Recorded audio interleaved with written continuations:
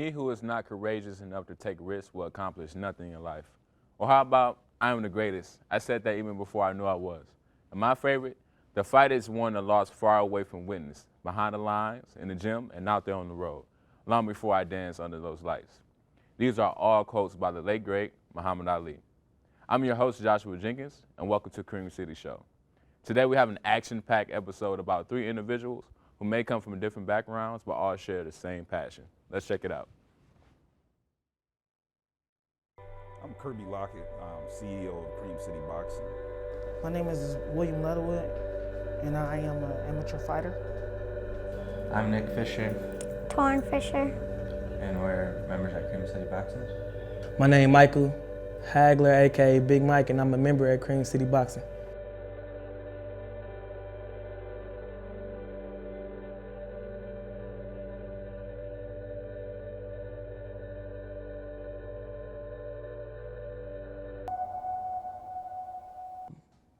Milwaukee, oh my God, you know, it's crazy out here. I done lost my little brother. I done lost my uncle to these streets.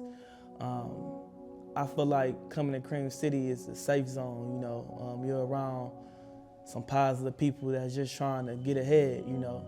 So that's why I come to Cream City. We've looked at options, especially for, to get hair training was the first priority. And then I work in the area, so I drive past this area, and I always knew the old location was sort of out of the way, but as soon as I saw the sign come up here, we made it a point to stop in. So. The big old Cream City sign, you know, when I seen that, I wanted to know what Cream City was about, and I found out it was a boxing gym, so I came in, met some good people here, and that's how I got started with boxing. In 2012, after I got released from prison, I was planning on doing Muay Thai fighting, but instead I saw the boxing gym, so I went inside and signed up. Cream City Boxing was established in 2007 in my garage at my house, and then we were relocated to a facility in 2009 on 35th and Villard Avenue in Milwaukee, Wisconsin. I was sent to St. Louis when I was 12 and 13 years old. I was a bad kid. You know, I grew up in St. Charles Boys Home, and so they sent me down there with my mom thinking that that'd work out something. She sent me to the boxing gym. It was a friend of the family, uncle. I don't even know who he is to this day. You know, I don't know if he related or not, but he tried to work with me, but the problem was I didn't want to be there. Again, if you don't want to be somewhere, you know, you're not gonna really pick up anything. My friends would be outside, and I'd be looking out the window at them, and I'd hit the back door. You know, so boxing wasn't for me, but the concept and the idea of learning something always been inside me. You know, I mean, I don't care if it's learning how to fix cars or learning how to, you know, fly a plane. If it's something you want to do, you would do it.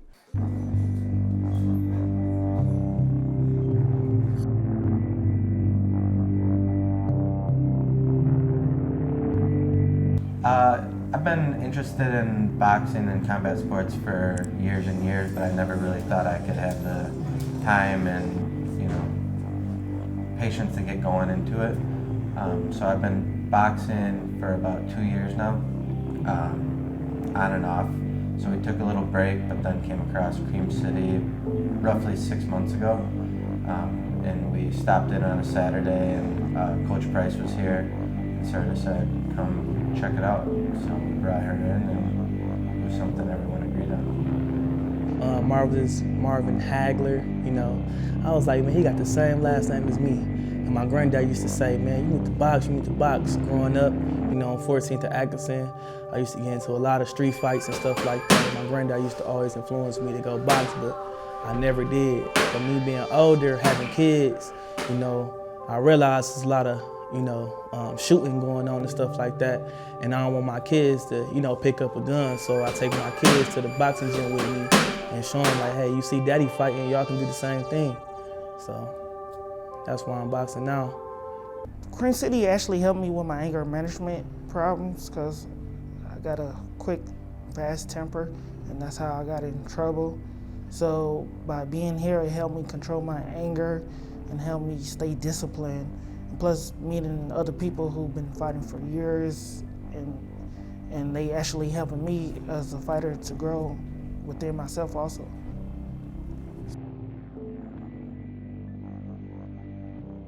I think Torin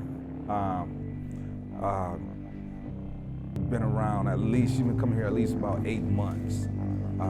She's getting better and better, you know. She's really committed to it. I wish some of the older guys was committed to it as much as she's committed to it. I call her Terrible Torin, you know, or Tor, you know. Still haven't found the right nickname for it, but she's ready.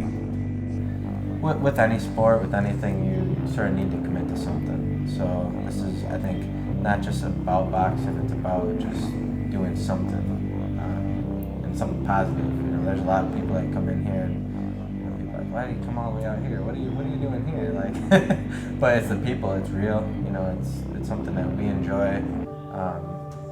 You know, Torin just tries to sort of be a good example to any kid who steps in here. You know, they say, oh, she can do that. You know, like any parent who drops their kid off, they think, oh, you know, and it doesn't take much. It just takes commitment, a lot of support from the mom. You know, I couldn't have done anything if it wasn't for that. You know, it all comes from at home. You need it at home, then you can carry it over here. But if you don't have the support at home, you know, it's almost, you know, harder to even try to do it.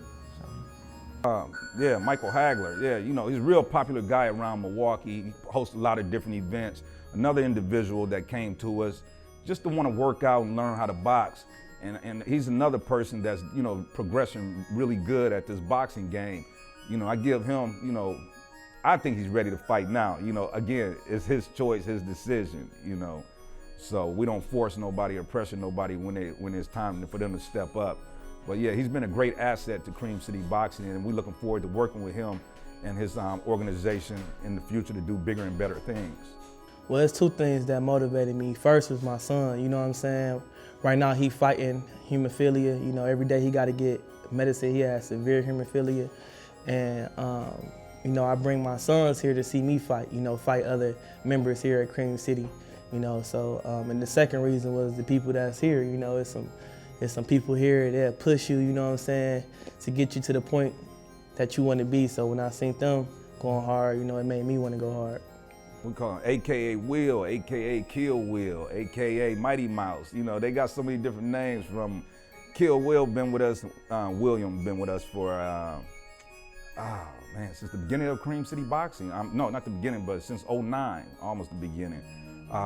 Dedicated fighter, college student, father, you know, great father to his son, little E-Money.